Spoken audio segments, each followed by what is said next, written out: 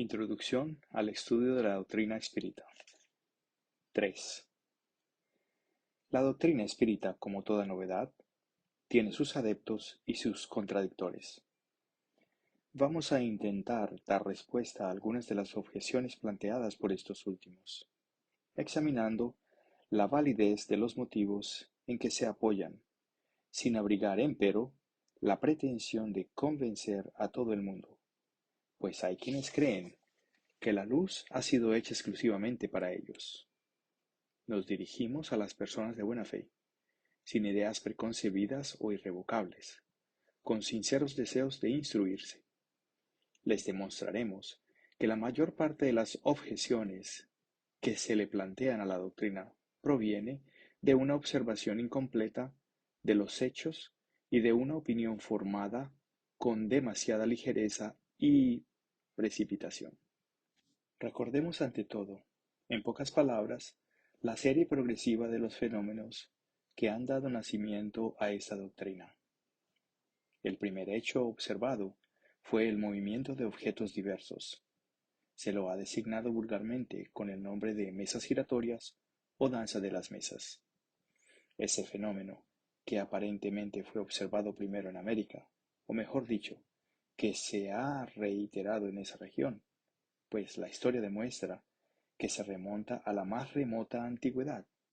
Se produjo acompañado de circunstancias extrañas, tales como ruidos insólitos y golpes cuya causa ostensible no se conocía.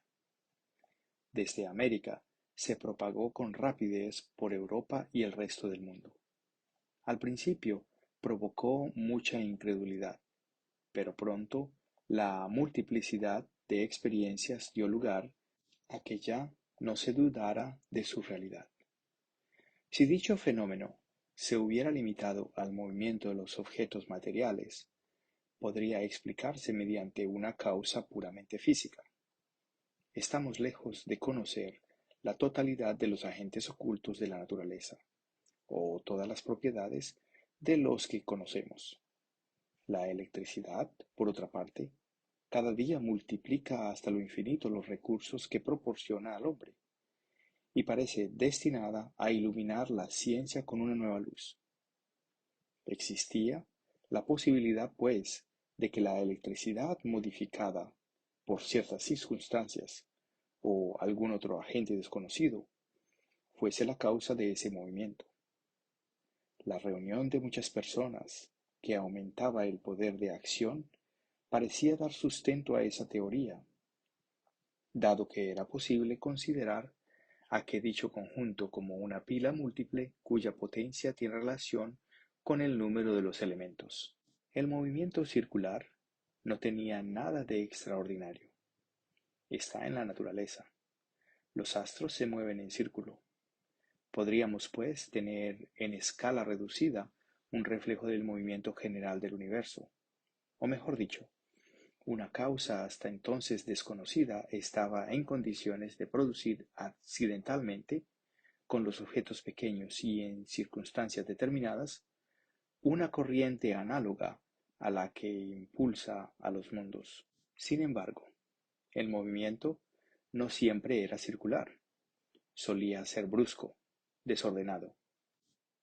El objeto era violentamente sacudido, derribado, arrastrado en cualquier dirección, e incluso en oposición a las leyes de la estática, levantado del suelo y suspendido en el espacio.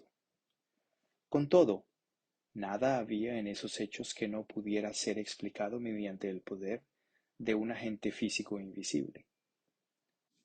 ¿Acaso no vemos que la electricidad derriba edificios, arranca árboles, arroja lejos los cuerpos más pesados, los atrae o los repele?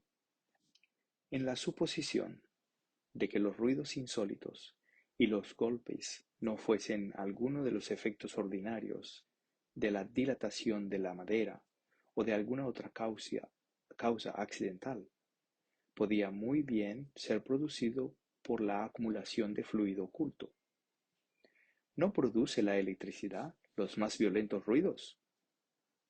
Hasta aquí, como vemos, todo puede incluirse en el dominio de los hechos puramente físicos y fisiológicos.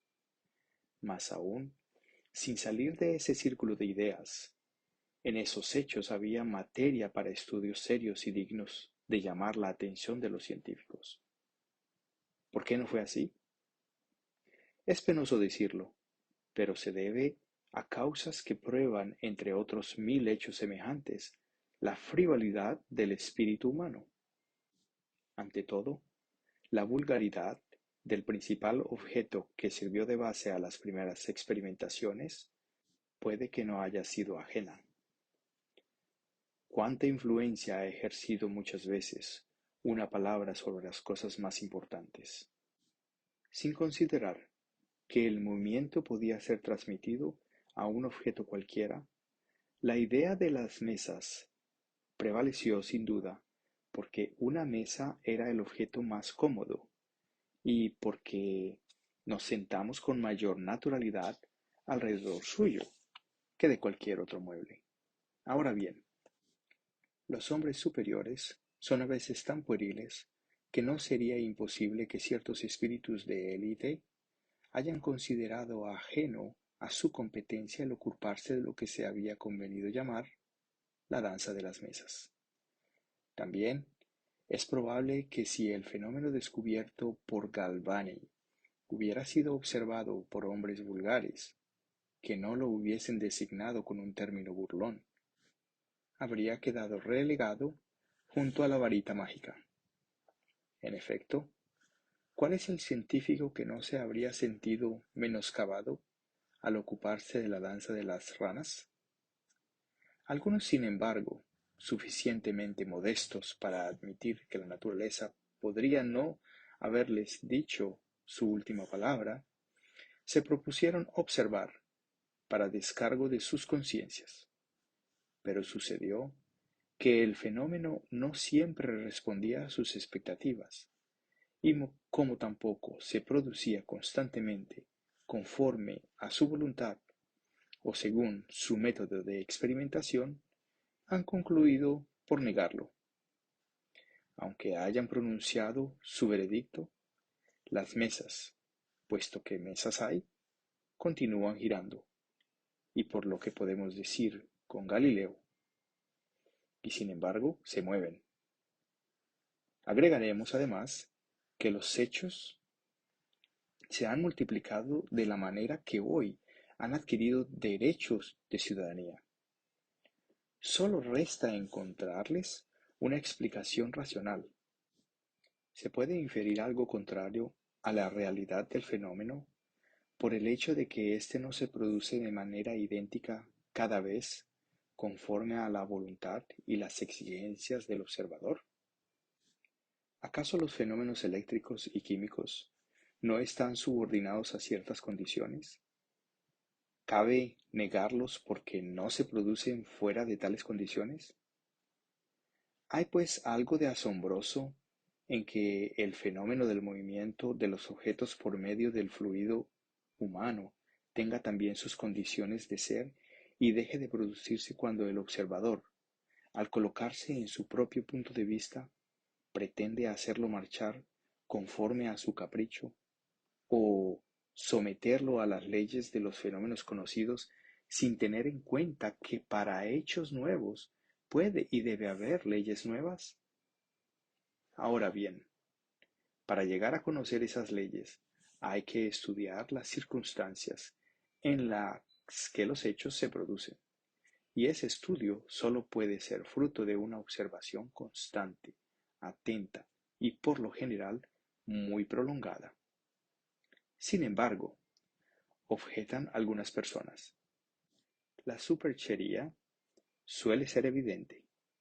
Les preguntaremos en primer lugar si están absolutamente seguras de que hubo superchería, o si no han tomado por tal determinados efectos que no pudieron explicar, más o menos como ese campesino que confundía a un sabio profesor de física, que hacía experimentos con un hábil escamoteador. Incluso en el supuesto de que el engaño tuviera lugar algunas veces, ¿Sería esa una razón para negar el hecho? ¿Habrá que negar la física porque hay prestidigitadores que se arrogan el título de físicos? Es necesario además tener en cuenta el carácter de las personas y el interés que las llevaría a engañar. Será pues una broma. Es posible divertirse durante algún tiempo, pero una broma mantenida indefinidamente resultaría fastidiosa tanto para el que engaña como para el que es engañado.